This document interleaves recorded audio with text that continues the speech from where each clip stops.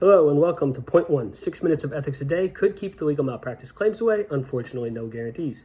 I'm Jeff Cunningham from Goldberg Segala. Today we'll be talking about New York State Bar Association Ethics Opinion 831. This is an old opinion from 2009, one of the oldest I'll touch on in this Point 1 series. It deals with rules 1.0, 1.6, 1.7, 1.9, 3.3, and the old rules of disciplinary rule 4-101 and 7-102. And, the entire opinion here is dealing with the old rules as compared to the new rules, and a situation that sort of falls in during the transitionary period back in 2009. I think it's particularly interesting, and it really highlights how the New York State Bar Association deals with ethics opinions. So I think it's really useful, even though it's dealing with a rule that hasn't been around for over a decade. The question presented is where a lawyer, prior to April 1st, 2009, the effective date of the new rules, represented a client in obtaining a conditional discharge of a misdemeanor charge, which was contingent on the client's not being arrested for a certain period of time. And then, after the new rules took effect, after April 1, 2009, the lawyer learned from the client that the client had in fact been arrested shortly before the plea deal. Must the lawyer disclose the arrest to the prosecutor or the court at that point? Jumping down to the conclusion, where the lawyer learns prior to the effective date that the client committed a fraud on the court, the lawyer's obligation to disclose the fraud is governed by the old disciplinary rule 7-102 rather than the current New York State rule 3.3. Unlike 3.3, disciplinary rule 7-102 did not permit disclosure of information protected as confidential or secret under the circumstances given here. So the facts: the inquiring attorney represented the defendant accused of a misdemeanor.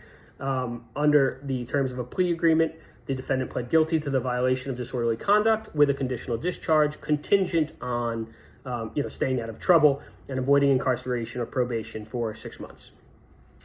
In the course of the plea deal, the client represented to the court and the prosecutor that she would stay out of trouble, had stayed out of trouble since the misdemeanor arrest. A short time later, after the April 1, 2009 effective date, the client tells the attorney that she in fact had been arrested the week before the plea in a different county. So the attorney is asking the committee whether he must inform the prosecutor or the court about the client's prior arrest due to this fraud. So the opinion goes through, first the question, the rules had been adopted effective April 1, 2009. So that's our key date here.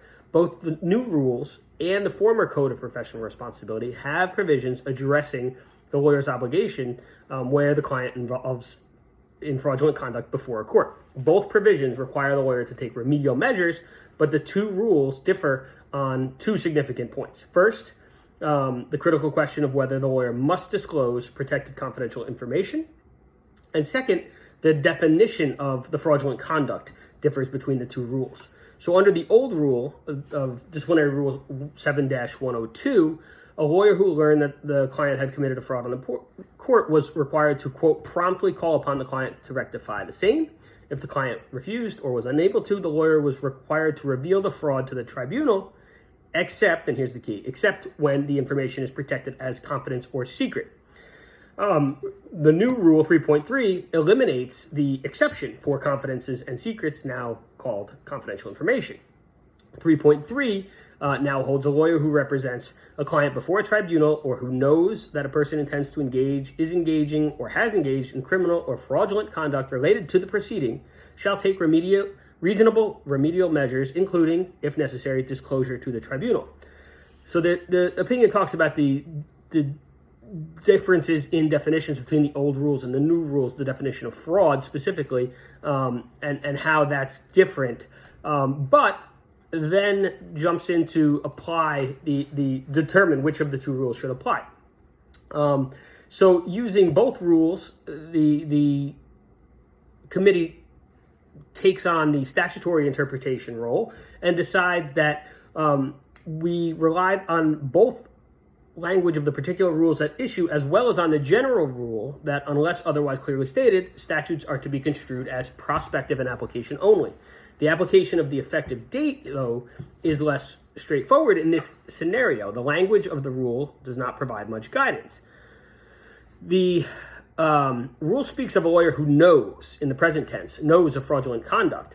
And so that could refer to anyone who has such knowledge on or after the effective date, regardless of when the conduct occurred and regardless of when the lawyer learned of the fraudulent conduct. So the new rule, and the committee does not accept that interpretation is correct, that because it's the present tense, it applies regardless. The new rule is a dramatic break from the prior understanding of the lawyer's duties. And what the committee does is say, the client here, even though committing fraud on the court, the client should be able to rely on the advice and operation of the old rule here. It would really prejudice the client if the changed rule now made this confidential information publicly available. And, even if the client's false representation was a fraud on the court, which the opinion says it seems likely it was here, it's clear that the information that the lawyer subsequently learned was a confidence or secret under Disciplinary Rule 7-102. And so the committee applies the old rule here to say, no, the lawyer can't provide this confidential information. Very quickly, the opinion also notes issues with Rule 3.3 and whether it's constitutional under the U.S. Constitution, the Fifth and Sixth Amendment issues there, and also whether it's preempted by the statutory requirements of the attorney-client privilege in CPLR Section 4503 in New York. So, the big takeaway here, this is an old opinion, it's dealing with an old rule, but it's still very helpful to see how the new opinions might be issued and how the committee goes about analyzing these issues. It shows the interaction between statutory interpretation, the U.S. Constitution, the New York CPLR, and our ethics rules to come up with the opinion. And of course, fraud on the court is incredibly serious. If you have a client who is even towing that line, or you have any indication, any warning signs, ethics counsel should be retained immediately to remedy and protect yourself. That's been our point one for the day. Thanks so much for joining me.